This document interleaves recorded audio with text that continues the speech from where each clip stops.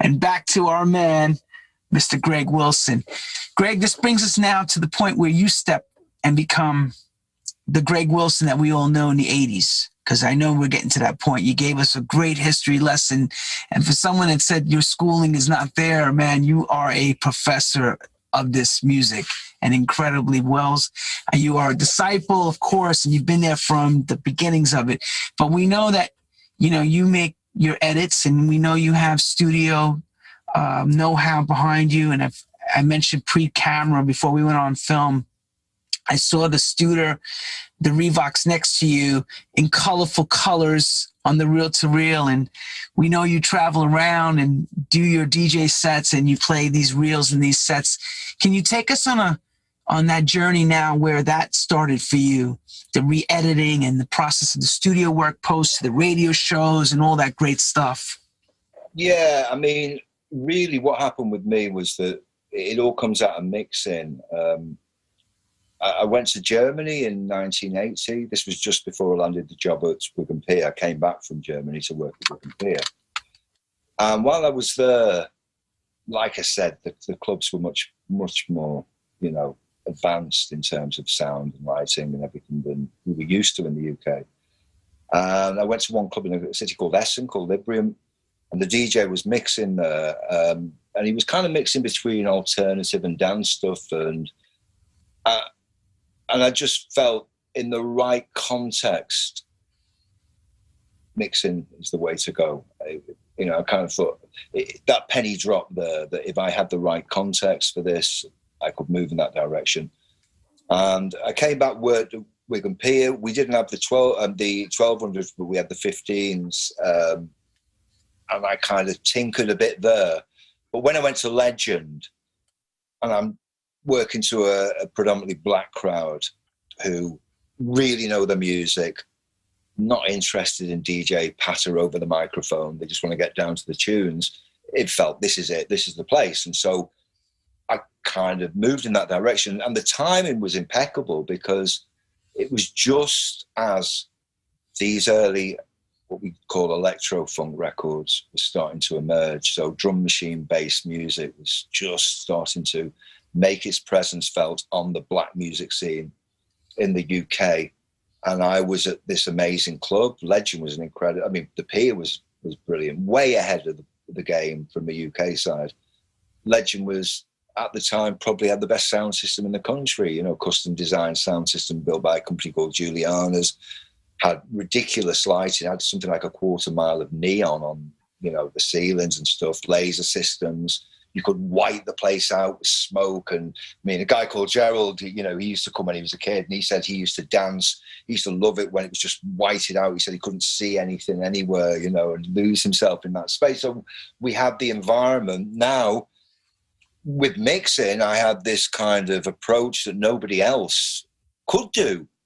And, you know, it's not about because they didn't have the equipment yet. They hadn't caught up with this. So I found myself in a position where I was a novelty in a sense by being somebody who was mixing. And Mike Shaft, who did the radio show, the Soul Show on Piccadilly, called Taking Care of Business, invited me on in '82 to do a mix, and it became, you know, a local phenomenon. It just like blew up massively that I did mixes every few weeks on the radio, and an end of year one, the best of '82 and '83 I did, which were huge, you know, still talked about now by people, the amount of people who recorded them on, you know, straight off the radio onto cassette and stuff.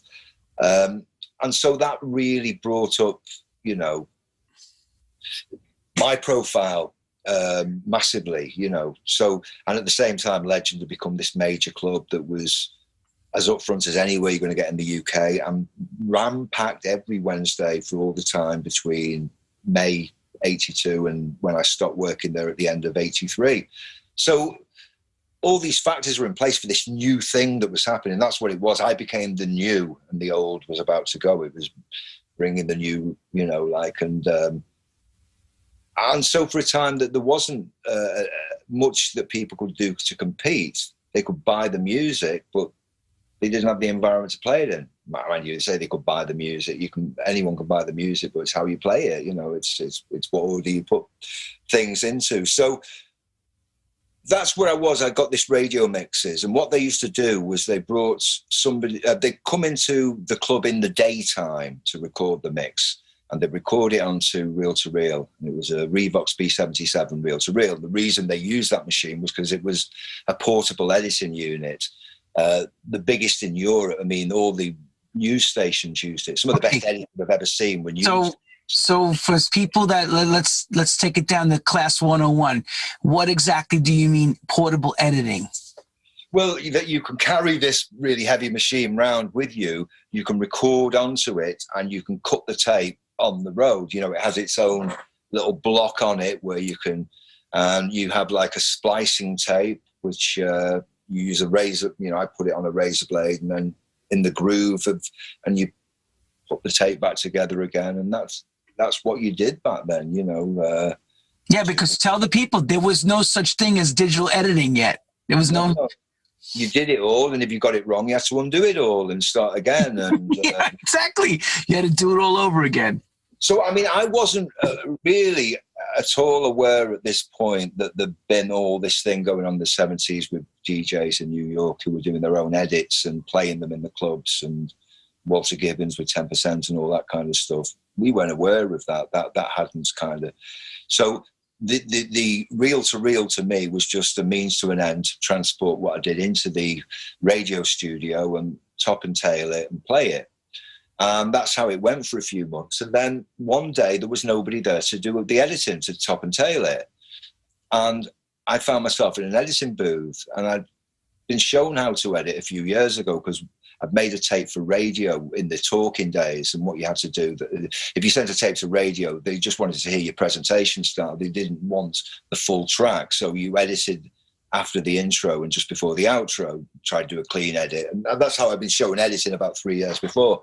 But I found myself in this editing booth, and I loved it. And next thing, I'm turning bits of tape around, and I'm doing tricks and, you know, very rudimentary now when I look at it, but I just loved it. And so I decided at the end of 82 I was going to buy my own Revox. I bought a couple of 1200s, set up a home studio, and did my mixes from there, you know. And they didn't become as live anymore, whereas when they come in the club it was just me doing a live mix and they were capturing it. Now it was taking me all day to do it because I was wanting to put all little bits in there and tricks in there. And where I got my influence as well from, there was a big influence that came to me from New York in terms of Big Apple Productions Volume 1. Do you know it? The bootleg record. Yeah. I think Mickey Miola might have been behind it, although some people have said Latin Rascals might have been behind it. I think it's Mickey Miola. And I remember that 12-inch. Yes, I do remember that. That I could kind of figure what was going on in there. And the other massive one was the Kiss FM Master Mixes Volume 1, Shep Pettibone, when he was... Well, that's what I was going to say to you. The reason why that Big Apple thing was happening was because Shep was on the radio, and he was editing stuff every week. Yeah, well, he did that Sharon Red, Can You Handle It, where he's playing around with a voice, and that had a big impact on me. I did a few things like that down the line.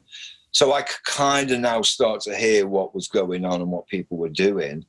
And I started to just follow my own. I mean, you know, it's funny because I realized that some of the conclusions I came to independently were exactly the same conclusions that people in New York had come to. But wait a minute. What do you mean same conclusions? What were some of the things that were going on that you were thinking about? Like, you know, to make these records and these edits and things? Well, I mean, just the way that, you know, you made it up as you went. I'd even measure it with a ruler sometimes and then half beat it and quarter beat it and, you know, do things like that. And, you know, I was just finding my own way through it there was no one there to say there is a right way or a wrong way of doing that. And I hadn't had the, you know, I hadn't been able to hear from anyone from a New York perspective how they were going about these things, but it seemed that I took a similar path, you know, that it seemed to go in a similar direction. The one thing I didn't do, and it always kind of surprises me, was I never played edits. I never took it into the club. The edits I did at the time were for radio. Oh, really? You never played them? And the ones that I did, when I stopped DJing at the end of '83, in '84, I was trying to get some remix work. And it was a really funny, I mean, I've been trying to get remix work for 2 years, and the UK company, I knew everyone who worked there, and they were just saying, well, they keep telling us it's American DJs that remix, you know, and it was frustrating, you know, it's like, so, because I was English, they weren't going to let me remix something. And in the end, that led me off into starting to make my own music and work with other musicians and start to produce and stuff, just to kind of get stuff out, because I was so frustrated because I wanted to remix. And in '84, you know, I did a series of what I call turntable edits. So using 2 turntables, a cassette for like any sample sounds, and cutting, you know, the tape up. And I did a series of tracks that, and I chose, you know, purposefully tracks that were big tracks that everyone knew, so they could hear, so the people at the record companies could hear what I was doing. So I chose things like I Feel For You, Chaka Khan, or Frankie Goes to Hollywood, 2 Tribes, and Scritti Politti at the time, they're Would-Be's and Absolutes. And I did, a couple of them turned out up on a later Credit to the Edit compilation.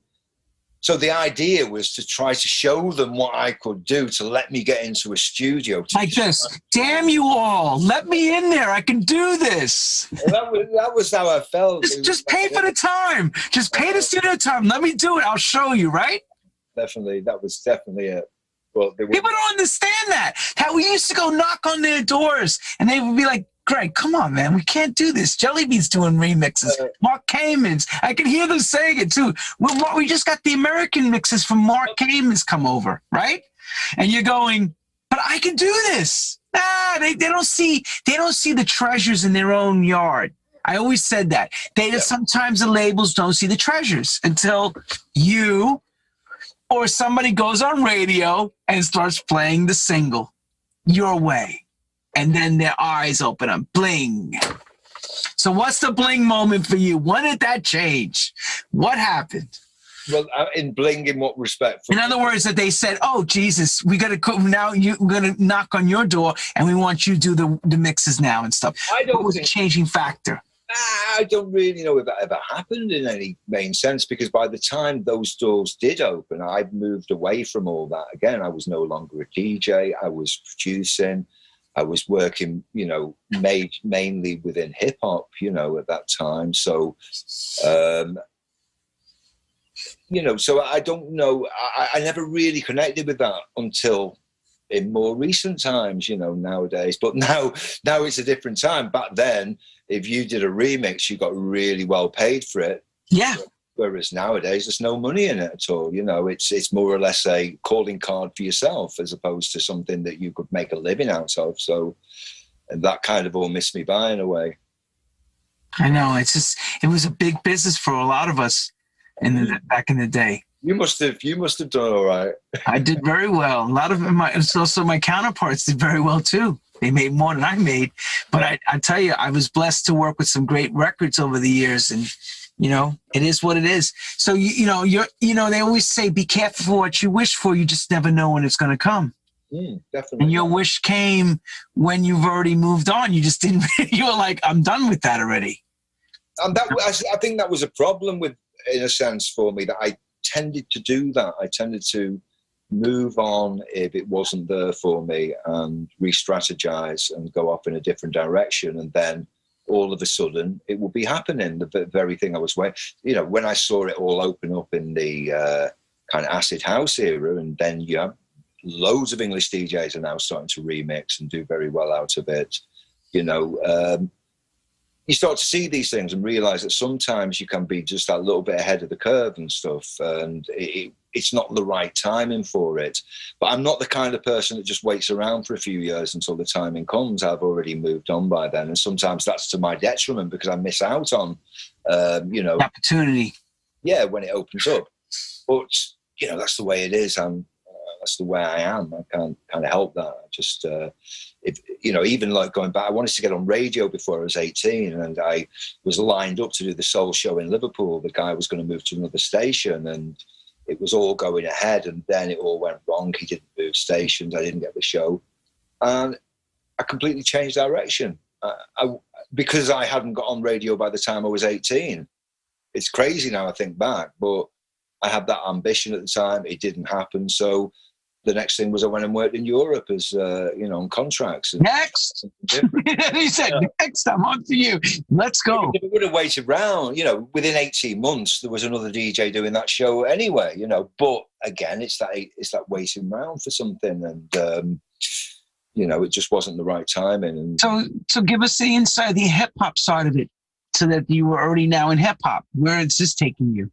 Well, I mean, hip hop really was the electro-funk scene of the early 80s, and what I was playing when Legend was at its peak. You're talking about the time with, Street Wave, Arthur's Label, Tommy Boy, Man Parish coming out with all that. I mean, hip hop, bebop, Planet Patrol, all those records. Yep. And these are all the better known side. We were playing all sorts of stuff from this kind of area of music. I mean, it was such a creative period in New York. I mean, because all these records, there was no set standard. It wasn't like everything was the same BPM. There were down tempo, there were fast stuff. It just coming in from, I think it was such a creative period for music, such a hybrid period, everything working itself out. Where's it going to go to? And I think out of that, hip hop formulated itself fully. Techno would emerge and house would emerge, from the technological progress of that period. So, from hip hop, well, when I stopped DJing, the hip hop scene in the UK was now emerging, i.e. a lot of young black kids were either breakdancing or they were starting to become DJs, and they were starting to kind of become turntablists. And that was already in motion. And I ended up working with a British rap crew, Manchester rap crew called the Ruthless Rap Assassins, who we ended up doing 2 albums for EMI. And although, on a kind of commercial level, we never made it, we got massive acclaim, throughout the music press. We were seen as the first authentic British rap crew. And we got a lot of love from that. And some of the people that were involved in it went on to big careers in other directions. Again, it was one of those ahead of the curve sides. We were bringing rock and indie into kind of the experience, because that was what they were experiencing around them, as well as the black music in Manchester. And that was all part of what we were doing, but that was seen as really different and odd at the time. Yet, 2-3 years later, you've got Rage Against the Machine and things like that coming through. So, we just, again, we're unfortunate that our timing, but, historically, we did those 2 albums. What's great about them is they give Manchester at that moment in time that everybody wants to talk about now, when the Hacienda was at its peak and the whole Manchester thing going on. These give the black perspective, which is undocumented in a lot of ways, but these 2 albums exist, and they are exactly about that. They're exactly about the times, that people were going through then, and so that was my period where I was like more heavily involved in hip hop. Before that, in '84, I also managed Broken Glass, who were a massive breakdance stroke b-boy crew. We didn't use the term b-boy at the time. Right. What would you call that crew back in that time? Well, I mean, what we just said, breakdance. B-boy. You wouldn't say b-boy. You would just be like. Yeah. Right. Well, the term b-boy we saw through, B-Boys Beware by Two Sisters and a few other records and stuff. But I mean, even in New York, like Rocksteady talk about, they were using Rocksteady crew, yeah, at the time, but they now go back to b-boy. And so people who are into that culture, they're straight on b-boy. But I mean, for authenticity, I always use the term, like in the book, I'll use breakdancing because that's what we used at the time. So I don't think it's right to kind of change the term retrospectively. We need to show. Well, you know what, Greg? To be honest, you couldn't get away from it. Yeah, that music was happening. You had a major force nightclub in New York called the Fun House with Jelly Bean playing it. Arthur Baker was a lot behind it. There was other producers doing it, like you mentioned Man Parish and all those guys. So amongst everything else going on of the say D-Train style records. Yeah. And the more blacker side of R&B dance, which slowed down, you had this wider side of funkiness pose with hip hop together to create that electro sound. Well, it's funny you mentioned that D-Train track, because I always cite that as a very important release and a very distinctive release. And I think that it's one of those records that if you highlight it now, people go, yeah, it's a really good record, but there's loads of records like it. But the reason there's loads of records like it was because that was the original. That's right. That was the one that set precedence for everybody. They forget that. Yeah. I tell that all the time too. It's the first rap. Well, that's the first one where he's known for kind of rapping, singing in the song, where you never heard that before. So there's a few things going on at the same time. We went for I always played the other side of it, where the vocal kind of, there's that kind of dubbed out vocal towards the end. It starts with those really sharp kind of keys. And those keys, they sounded so different when I first heard that record, the way it cut through and everything. And again, when I spoke to Francois about that track, TW Funkmaster's Love Money, he says he hears TW Funkmaster's Love Money, his next studio session is You're the One for Me, D-Train. So the influence into D-Train, You're the One for Me, comes from Love Money. So let me give you the perspective on this side of the world so everybody understands. So up until that point, there was no such thing as dub versions yet in dance music. Yep. So Francois was into reggae as well.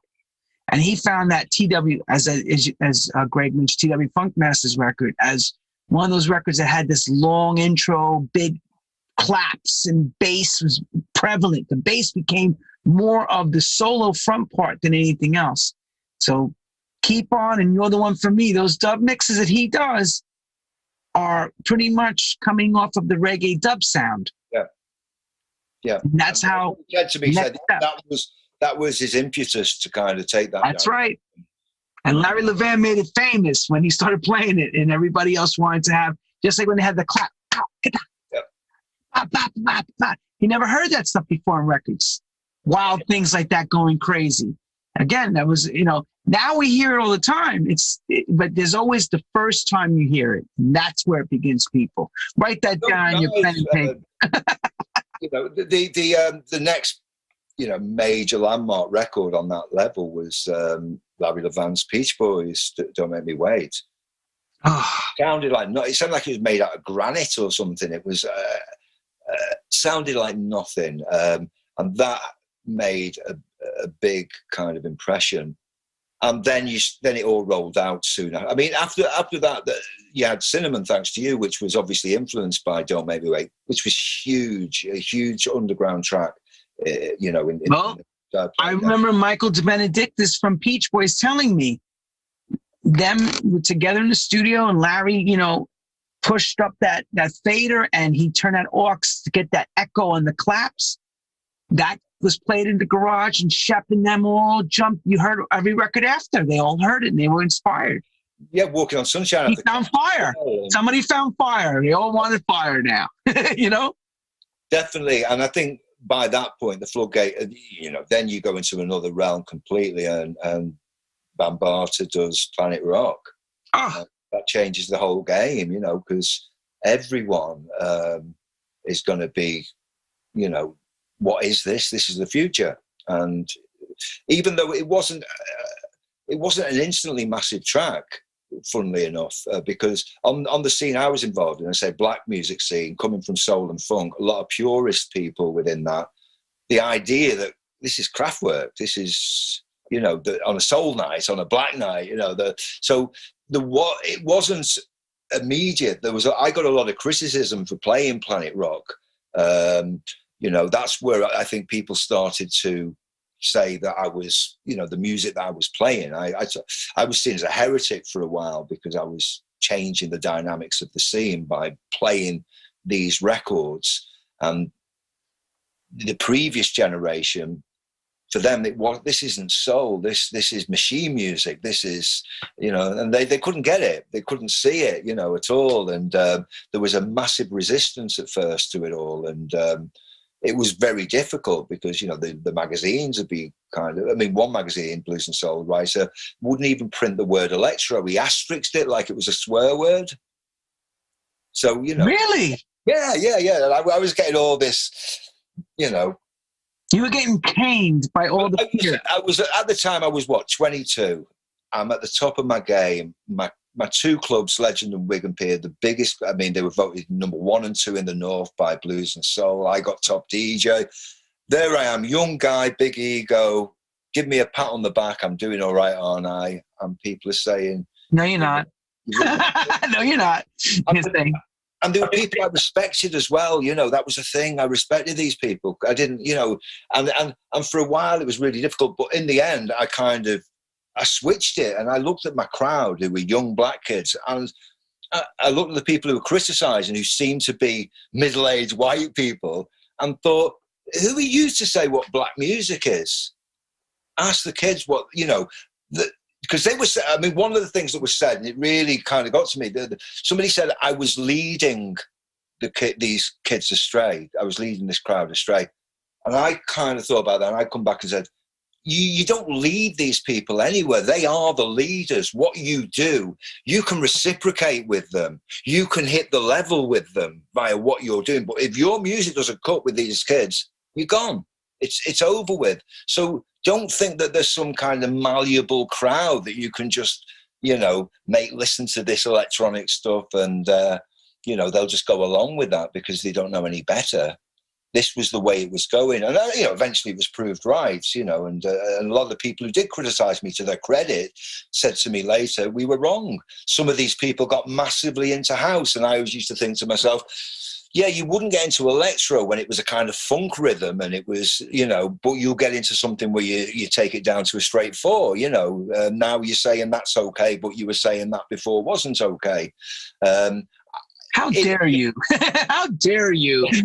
But it's just moving with the times, you know, and in any, I mean, it's like we were saying about Northern Soul before. There was a schism on the Northern Soul scene because Blackpool Mecca, where Levan and Curtis played, around the mid-'80s, because of Levan's influence and because Curtis was open-minded, they started playing contemporary records alongside the older records. So they started to play, you know, kind of. When I think of Ian Levine, I think of dun dun dun dun dun dun, dun High Energy. High Energy. You know, that's what he became. And he started producing boy bands. He was very, very commercial, but in those Northern Soul days, he was such an influential figure and such a controversial figure as well, you know. And so, you know, what they did was they took the Northern Soul scene into New York disco, in a sense, from their perspective, and, you know, introduced a lot of those tunes into it. Wigan Casino kept the faith and they stayed with the old 60s stuff. And there was a massive schism that, you know, all sorts of arguments within the black music press between these two factions and stuff. It's amazing the passion. You would never think that this was going on, but this truly was going on. The war, in a sense. You guys are doing what you feel is right, and they're slagging you off, saying that's not what we're used to. We don't like this computerized, robotic music now. That's what it was. The institution's fighting back against the robots. The robots are winning. So, you know, that electro period for me was the next schism, you know, of the black music scene. And, you know, it was very uncomfortable for a while, but eventually, you know, as I say, I kind of was clear in my mind what was going on. And you know, with time, it was proved right. But, you know, it wounded me at the time. I took a few knocks. Of course it would wound you because you're doing what you think. You got the crowd screaming and loving everything you're doing. The radio's playing in the mixes. You're doing it right. You're thinking you're on top, and then you're reading something completely opposite. It does hurt. Of course. The local record shop that sold me the records, and one of the biggest critics was one of the guys who worked there. They put in their window an electro shit chart. So we're selling the music, but electro shit. I'm like, oh my God. Yeah. So where does that take you from there? Where do you go from there? Well, you know, so from Legend was such a big club. Every Wednesday, just like queues up the street and everything. And this obviously translated across Manchester, and the Hacienda had opened up in May '82. And I remember, you know, the few nights where the management of Legend said, oh, there's a couple of people in from the Hacienda tonight. Tony Wilson was quite famous. He was on the TV. And so we knew him when he was about. And, you know, they kind of about. And then I got a shout from Mike Pickering and Rob Gretton. Rob Gretton was New Order's manager. Mike was, he wasn't a DJ then. He was the booker. He booked the bands and everything for the club. And they wanted me to take over on a Friday and do what was the first full-on dance music night there. They wanted to bring the black crowd over as well. You know, they wanted to mix these crowds together. They'd been over and seen Danceteria and seen the Funhouse and these kind of places. And they wanted a bit of New York. But at the time in the UK, the dynamic was different than New York. So the idea of a black crowd and an alternative crowd coming together was not going to happen at that moment in time. So those early years for the Haciendas were a real struggle trying to make it work. I mean, those Fridays I did there, a lot of them, you know, it felt like huge club, cold, not a lot of people. Even you could lose a couple of hundred people in there completely. So I just remember it as one-off nights that we had that were really good. We had Houdini from New York came over. That was a great night. Newsman, who a British electro band. We had a huge breakdancing championships there, the first in the country. But overall, my time at the Hacienda was, there's not many good memories. They had the DJ booth at the time. You've got to take this into consideration. They had a stage, and to the side of the stage, going down so that on floor level, you had a slat that you could see out of and you could see people's feet. You're in a separate room, and that's where the DJ booth was originally in the Hacienda. The mixer was positioned up here. I got there and the mixer's here, and there's no faders on it. There's only buttons to press. And I'm saying, this is crazy. I need a, you know, how do you do? And they're saying, oh, this is from France and there's only 2 mixers like this and it's just great. And I had to work with this crazy mixer where I had to press this. But the funny thing was, years later, I did an article about it, and the person who designed the mixer got in touch and said there was a second part to it, but they decided not to buy the second part. They just used the first. And the second part, the crossfader on it, everything. So they hadn't a clue. The Hacienda, really, I mean, they didn't know about dance music. Probably Rob Gretton was the best in terms of that because he'd worked as a DJ himself at a club called Rafters. And, you know, Mike wasn't a DJ then. They had the intention, it was all there. But the dynamics of the scene, they hadn't worked out. They didn't know what it was, and they were just trying to make it work. And they were like these crazy dreamers trying to make this mad club go off. And it would have gone under. It would not have survived but for Blue Monday. Blue Monday's success saved that club and bankrolled it for a number of years. So, I was going to ask about that. What do you mean when you say Blue Monday for the ones that don't know who that band is?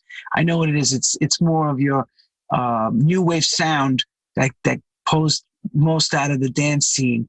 But what exactly mean bankrolling? Were they playing every weekend there? What was the deal? The success of the single Blue Monday by New Order was because Factory owned, who had the record label, who had New Order, and that went massive, and that kind of, you know, saved the skin. New Order never got any money out of their career for a few years because it was all ploughed into the Hacienda. So yeah, you know, I mean, my time. In essence, New Order would be the owners of Hacienda for that matter. Peter Hook owns the whole brand now. He you know, they are. I do remember meeting him when I came to play. Right.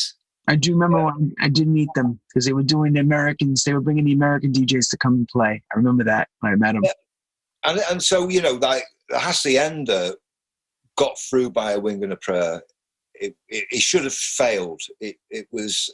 You know, it was a disaster. They went into it they opened it 7 nights a week when they only needed to open it 3 or 4. You know, they had it open from, I think, about 6 o'clock at night so people could even, there was a hairdressers in there. Was it a dinner? What was it, a dinner club?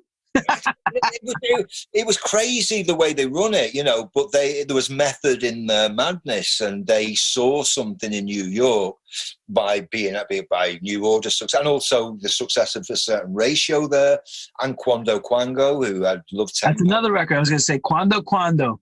For sure. Mike's band, Mike Pickering's band as well, Yep. you know. So they Children, get your Quando Quando on YouTube. That's Mike Pickering's original band before M People. It is, and that was a #4 US dance hit, mixed by Mark Kamens as well.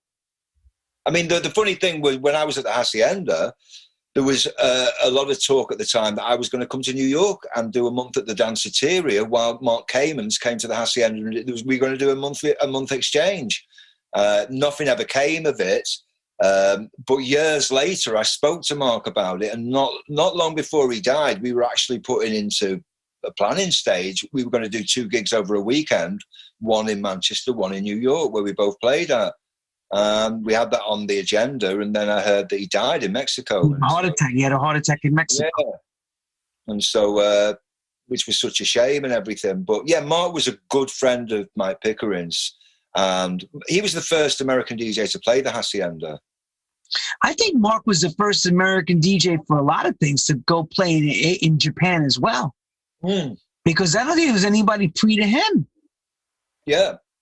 No. As far as I know, for example, I know Kenny Carpenter and Larry Levan, they went to Israel in Kenny in the early 80s, but I never heard of anybody going to Japan before or any of these places. For that matter, when we had our scene going on in New York, because we felt New York, there was no other place except New York, egotistically speaking, we didn't think about England or, say, even Los Angeles.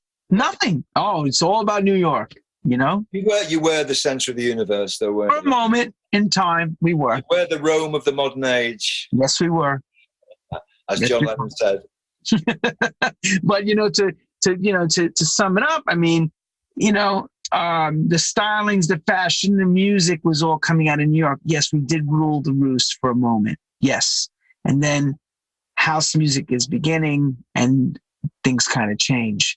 Mm-hmm. It starts this side of the pond and it becomes very popular on your side of the pond, where careers began for a lot of people, really big careers. Yeah. And that's what I've always said. Without the UK, there would have been none of this would be as long. 33, 34 years of still going with house music. It's a long time. Absolutely. And also I think that it could only have happened in England because of its own lineage. It was the collision of the lineage of the UK with the lineage of the US, and the perfect storm. And that happened with the acid house rave scene and everything that kind of resulted from that, and it just became what was once underground became massive mainstream culture. So the years at Hacienda, as far as you going on, and I know Hacienda ended, of course, and we're into the 90s now. Where is your life at this point, and where are you going? Well, I mean, as I say, I stopped. I was only at the Hacienda a matter of months. The end of '83, I stopped DJing and concentrated on trying to be a record producer. Had a little bit of success at first, and then it all went wrong, and I found myself basically struggling to survive, and ended up in London, kind of got back on my feet. That's when I got the Rap Assassins, who were the hip-hop crew, the deal with EMI, and then for the next 5 years, that was my life, was working with them. After that, as before it, it was a roller coaster. This world that we live in, it's up and it's down. I've seen the hard times and I've seen the good times, and the 90s for me was a particular struggle. I just couldn't get my grounding in the 90s at all. And there were certainly points where I had the old Marlon Brando, I could have been a contender thing, thinking about what happened, what I used to do. I was doing all right, and now, I can't even get some money to get in the studio to try and do a track, because what it was like then. You had to pay your money to go and make a record. You had to right. Get the studio out. So there was something to be paid up front. It's not like now you just open your computer and try a few ideas. So, yeah, I kind of very much in the 90s lost step with things, stopped going out to clubs completely. So I was very unaware of what was going on. But, you know, in the 2000s, with the internet especially, what it was when I went online and for the first time properly and looked around, I saw there was forums and websites that were dealing with aspects of dance history, dance culture. Mm-hmm. And from my perspective, it was what was missing. There was so much missing there. And the electro thing was hardly even touched upon. It was even in books and stuff that people had written, it was like it didn't exist. The black crowd didn't exist. It was like these DJs went to Ibiza in '87 and brought everything back with them, and that was it. And this was the narrative that was being told. And so I decided that I was going to set up a website which became Electro-Funk Roots, which specifically dealt with the early 80s, what led to it, what came from it. And that was how I came back into the fold. And as a result of that, a few people said, would you be up for DJing? And yeah, okay, now the time's right. I did a gig in Manchester at the end of 2003. Ralph Lawson was there from Back to Basics and a few other. It wasn't very well attended. I mean, maybe 100 people there, but again, the right 100. And from that, I got another gig. I did Back to Basics. I did Electric Chair in Manchester. And all of a sudden, you know, I was kind of finding my feet and returning to DJing. And that just snowballed year on year. You know, I did the Credit to the Elliot album in 2005, which was when I first came over to New York on the back of that. And, you know, I'm waiting for it to plateau, and it doesn't. It keeps building and building. And the re-edit scene, you know, plays right into my hands because I was doing edits back then. Now, all of a sudden, because of computer technology, re-edits are a big thing. People want to kind of reinvent old music and update it and stuff. And so I found, you know, myself there at the Zeitgeist, and it enabled me to come back into play on my own terms without, you know, like, you know, because I remember in the 90s it was suggested I come back into DJing, and I had a meeting with someone, and they were saying, right, well, after the conversation, I kind of figured that what they were saying to me is, get yourself a couple of £100 together, go to a record shop and buy a couple of £100 worth of records that sound pretty similar and call that a set, and you can go out and play. And I was like, well, no, because I want to play a bit of this and a bit of that and a bit of that. And they were like, well, you can't really do that. And so I backed off it. You know, I backed off the idea of any kind of comeback then. But, you know, by seeing clubs like I don't know if you were aware of the Electric Chair in Manchester. No, I don't know that club. It's a club that opened in the 90s originally, but its real glory days were like in the first, you know, part of this century, the 2000s. And it was a guy called Luke Unabomber and Justin, and they, you know, Luke has some kind of connection back to the black scene in Sheffield and stuff. And when I went in there, I mean, it's a massive night. They had Francois played there, Danny Cribb, all these, you know, they had Harvey, people like that, even at that point in time. It was the biggest underground kind of night in the country. But what I loved about it when I went there was the music. It was coming from all over the place. There was house, there was, you know, 60s, few 60s tracks were played. There was disco, there was edits, you know, and I just thought that's the vibe that, you know, I'm into. And the funny thing about that vibe is how it all began that way. That's how it all began. Where you played a good record because on the merit of a good record, not because of the genre. Yeah, and we never played it all one way. I mean, when I was even the electro period, I was still playing jazz. We had 2 jazz breaks a night, and I'm talking like South American kind of stuff, jazz fusion, where these incredible jazz dancers got up and did the thing. And that was still going on throughout the period that I was playing all this kind of New York electro stuff, as well as the more soul-based tracks, as well as the more orthodox funk tracks that were coming out at the time, Rick James or whoever it might be. So all this came into the remit of a funk night or a black, you know, jazz funk night or electro funk night. They were just the overriding terms, you know. So on a jazz funk night, jazz funk was played, but also disco was played. I mean, some of the big disco tracks that played on the jazz funk nights that kind of are almost seen as jazz funk classics would be like Delirium, Francine McGee, Dreaming a Dream, Crown Heights Affair, which was originally played at Blackpool Mecca. That was one of the tracks that the Northern Soul guys started to play. You know, so these kind of disco tracks crossed into a jazz area as well, you know. So it was never one way. It was always, there was a predominant style of music, but the best of the other tracks, you'd be playing the big kind of import tunes and stuff. Because some people, you know, remember you also stepping and doing the essential mix and getting, you know, that was a big thing too. You got the essential mix. All these things were starting to come into play. I mean, the essential mix changed it massively. And how does that change something for someone? I even remember when I heard about the essential mix, I just got into San Francisco airport and I was waiting for my bags, and my agent said, "Oh, they've asked you to do an essential mix." And I didn't look on it as that massive a thing at the time. It's strange because I remember the essential mix from the 90s and it was huge, and I thought that was its heyday. And I hadn't bargained for the power of the internet at the time. This was, 2009. I thought it'd be played on Radio 1.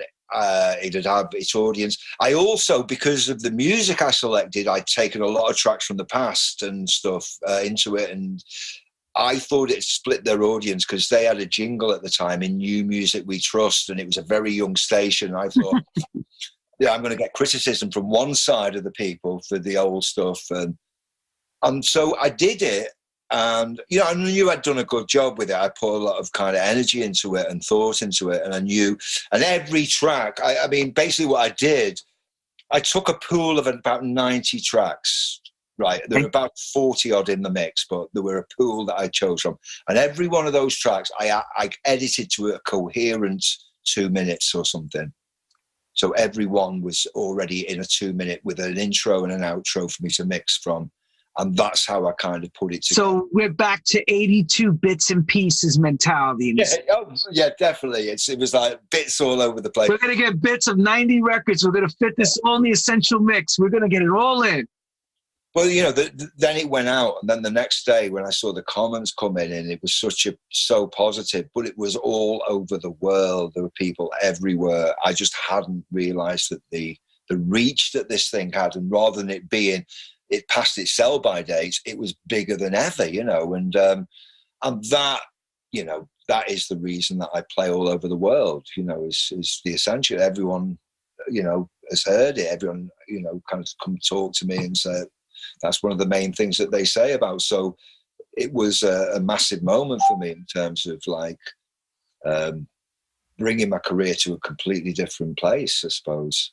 I was more like right? Underground clubs, small, great nights, you know, but you know, promoters who were getting their mates together and they built a night and got 300 people, 200 people together, and it was like that before that. But after that, it was it started to kind of move into a slightly different level, you know. And the balance is always trying to keep the underground and the more mainstream, you know, kind of gigs balanced off, because you don't want to kind of fall into a place where you're disconnected from, you know, the underground. It's so important to kind of retain that connection in some way, you know, so you can have a vibe of what's going on. I mean, it's a different underground now. It's an older, I mean, if you're really talking underground, you're talking what teenagers are going to be into now. So we're so removed from that. We're talking about an underground where people maybe who've been through clubbing a bit, and although there's a lot of younger people who come along,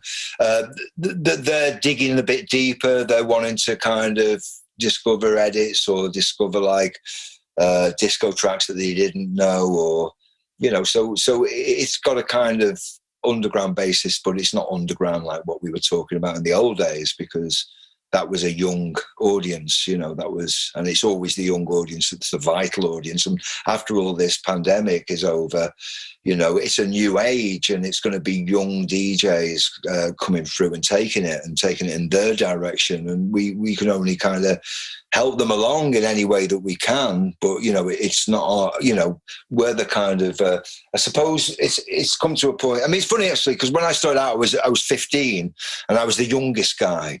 And I was always the youngest too of everybody. Yes. DJing is a young man's game, they called it. And I say man's because there were very few women that were involved in it. And so you find yourself, you know, the other end of that, you're 60 and you're kind of still doing it. And people will come along who are like, could be your grandkids and are really, you know, into what you do and know about and read about you and stuff like that. It's really a remarkable thing. But I suppose that we've been put in the kind of the role like as maestro now, like a conductor of an orchestra. The age thing works for us. The experience works. People You're a true muso, mate. True muso, man. we need to have our batons and, you know, like wave everybody Baton. Okay, one. Knock, knock, knock. Come on, everyone. Come on. So now you've been gigging since the Essential Mix of 09. Heavy, heavy, heavy. We're at the point now up until March of this year. You've been traveling almost every week, I would presume. You had a pretty extensive, full on. How do you keep yourself in shape? What do you do? You know, let's be real. You got to get on planes, trains, automobiles to get to these gigs. That becomes, and I tell this from my side all the time, people, the DJ gigs are never really the work. For me, the work was always getting and getting back or getting to the next one.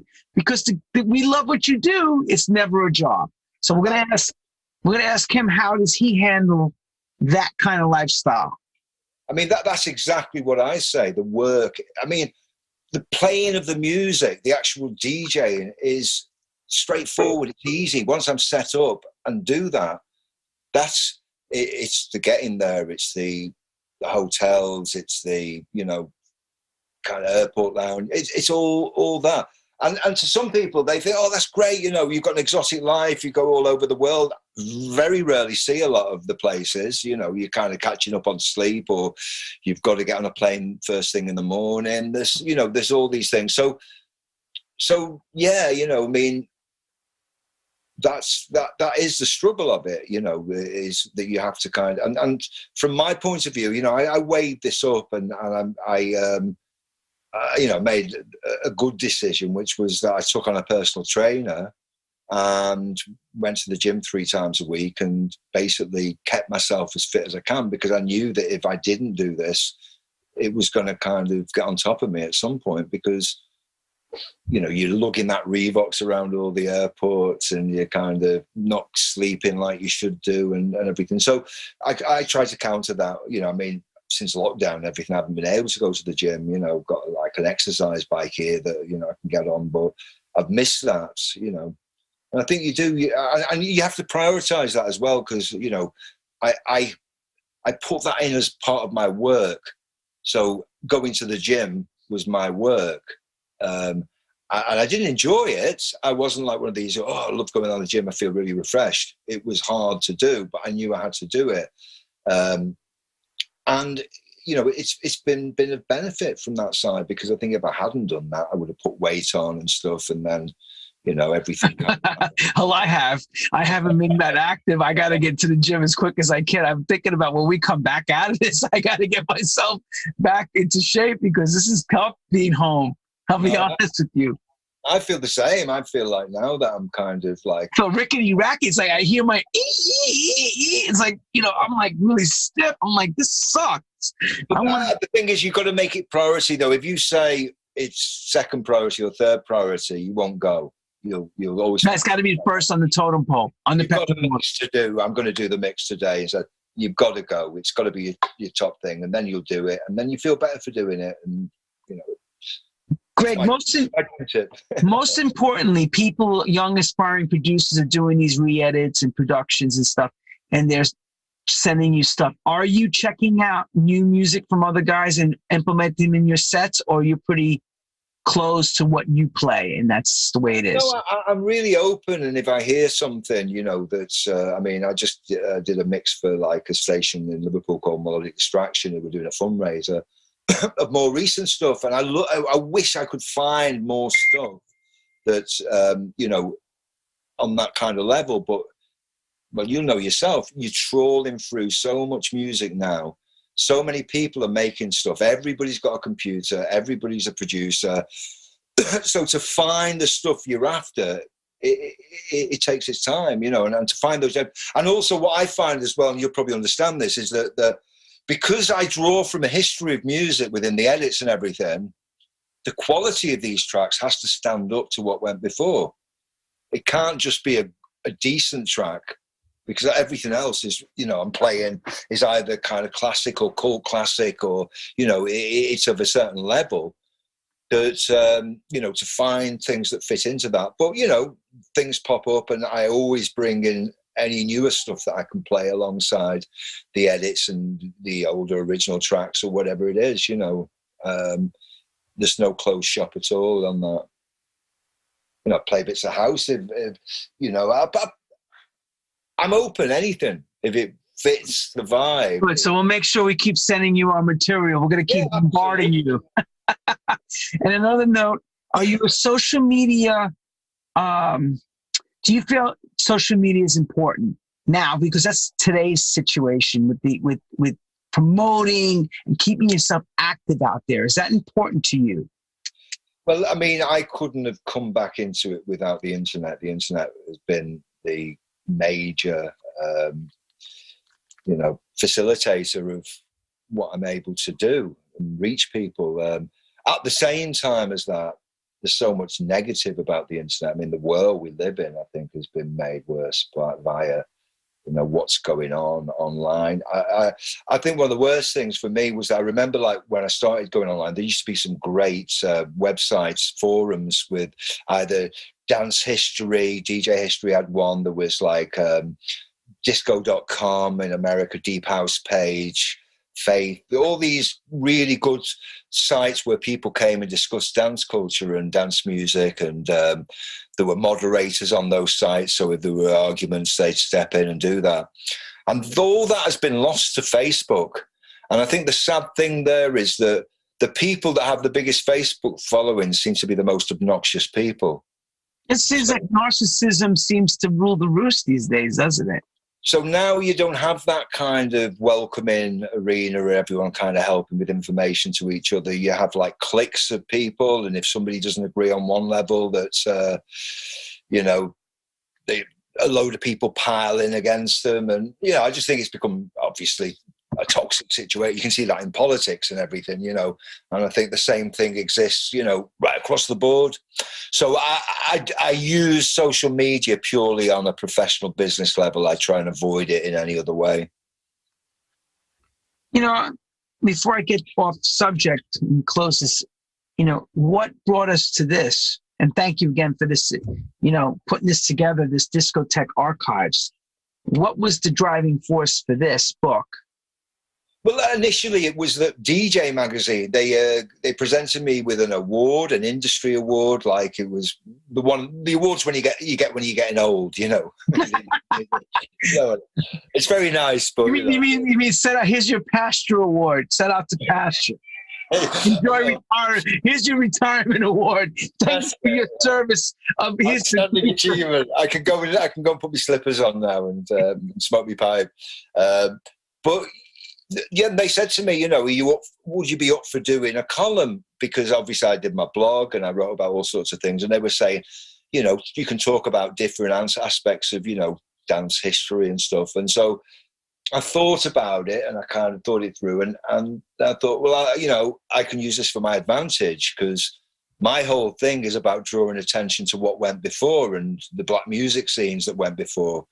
So I was able all of a sudden to be talking about, as I say, Guy Stevens and James Hamilton and Count Suckle, these old English DJs no one has heard about in DJ magazine, you know, within those pages. So I was able to do, over 2 years, I think I did 25 columns, 4 pieces in each column, a label, a record, a club, a DJ.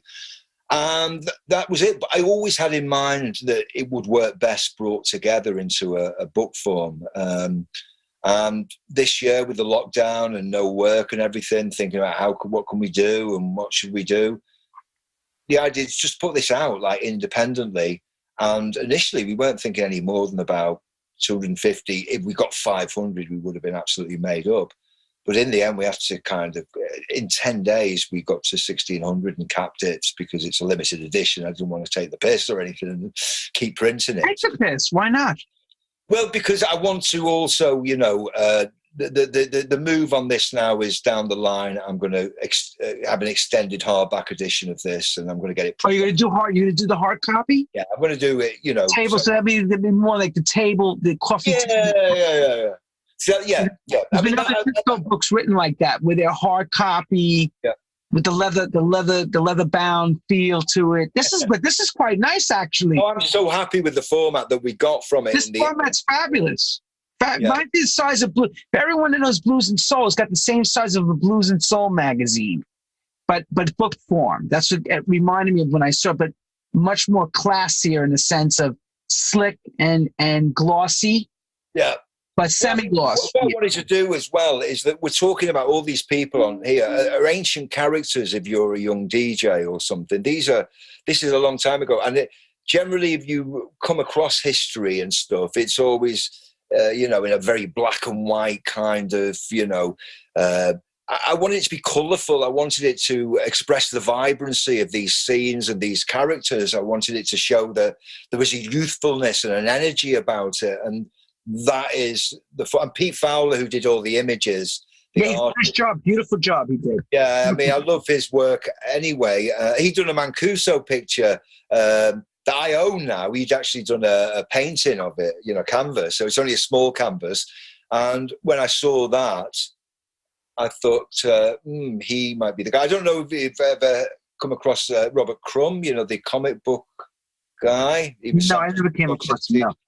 Well, he did these amazing illustrations of blues and country artists from the 30s and stuff. Okay. He did these they were incredible, and that always stuck with me. So the idea of an illustration of these people, rather than a photograph or anything, that's what kind of was the start. Well, I'll tell you, with the Norman J picture, I'll show everybody. Take a look. Yeah. You see the Norman J shot. He got that pretty right, guys, boys and girls. Look at that. Norman J. If you know how Norman J, that's his signature look with the hat and all. Oh, absolutely. That's Norman for you. Yeah, this is a really good book. You even got the J. I even like that you found. He even has Club Zanzibar's business card. We've had to search everything out, but yeah, it was really good to do both it's mainly New York and UK. You can tell your love. You can see where your love comes from, just from the book. Oh, nice one. But, you got places like Trocadero Transfer in San Francisco. Yep. Another friend of mine's played there, Bobby Vitoriti. That's why. Yep. Well, that was he won DJ of the Year for a few years in America, didn't he? I think. 2 years running. That was a big club, and, Trocadero was very big in San Fran. Yeah. Yeah. Alfredo, may he just rest in peace, but he's got a piece on Alfredo, how important Alfredo is. I had a good time. Rest in peace. Didn't Alfredo pass? If he has, it's only in the last few days. Oh, it goes like I thought it was. No, I don't think Alfredo's gone. I hope not. I think so. I think I saw something recent. Let me check. Okay. Oh my God, maybe I'm wrong. If I'm wrong, let it be so. But I thought I saw something where they said Alfredo was no longer with us. Well, I sent him a copy of that book a few days ago, and somebody in Ibiza got his address for me. So it would have only been, I'm sure I would have seen it. Well, maybe it wasn't. Am I wrong? If I'm wrong, I'm wrong. I'm sorry. Celebrate on Alfredo's behalf. Yes. Sorry. No, somebody else just passed that played at Cafe Mambo. Okay. Recently, I'm going out of my mind because I saw it. I was like, "Whoa!" When I was actually shocked when I saw it. Okay. I'm on Facebook next. Maybe it was wrong. Maybe I'm wrong. Yeah, I'm like I said when I got the book because you asked for my address, and when I received it, I was like, I didn't even realize you wrote a book, and I was like, perfect timing. I got it like about a week ago, so I had time to go through it while I was having coffee every morning. I said, let me go through this and. You're always looking for bits and pieces that maybe you missed, and you got it right. Get that book, everyone.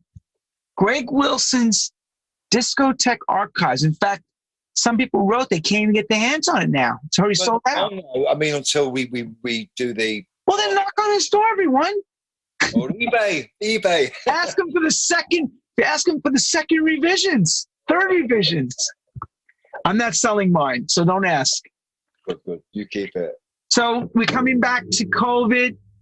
Last question, most importantly, because we're at that point, are you taking the vaccination? Well, I think we've got to, I mean, it's got to be done. Yeah, there's obviously, you're thinking, is it all, it's been rushed through, what are they? Right.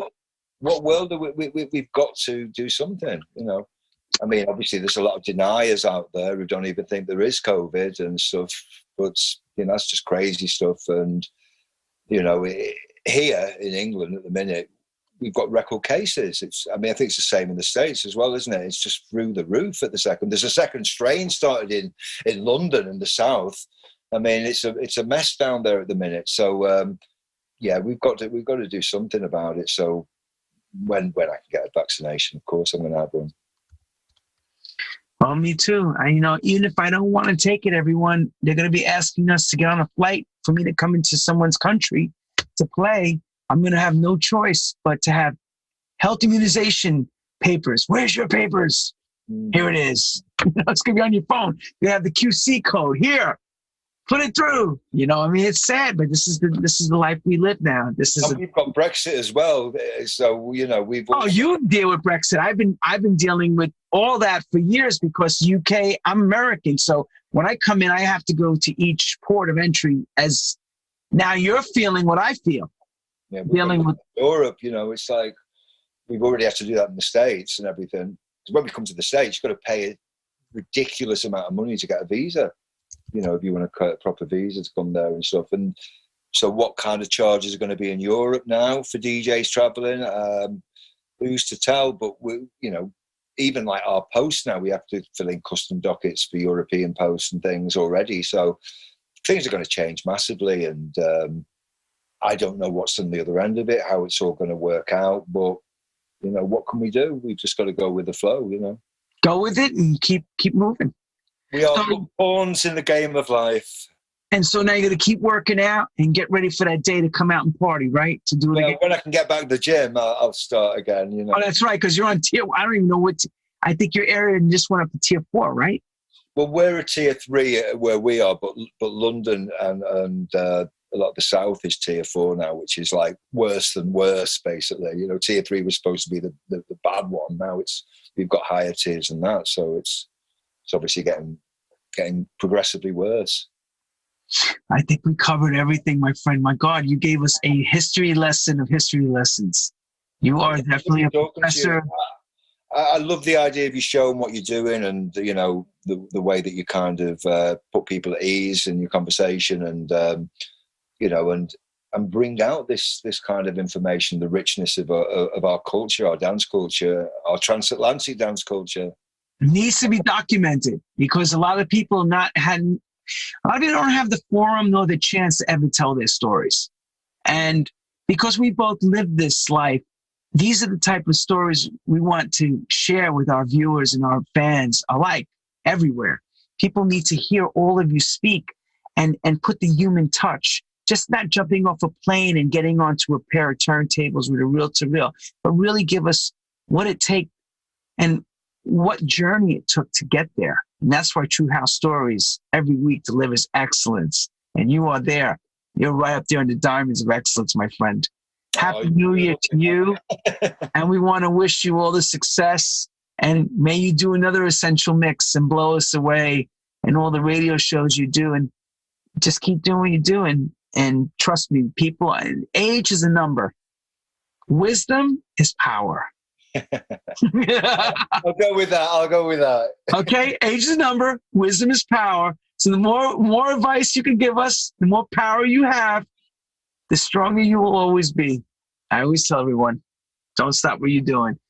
Thank you, everyone. Greg Wilson, thank you so much. We are indebted to you. Happy New Year. Much success in 2021. Let's put this 2020 behind us as quick as we can. Yeah, I agree. To all the fans, you know how we do each and every week. We'll see you next Wednesday again. Maybe, maybe not. We shall see. Everyone, have a safe, happy New Year. Don't drink too much. Be careful and don't drink and drive. Take care. And great, thank you again, mate. And we will keep yourself. Yes, and you too. Have a great holiday week. Take care, my friend. Take care.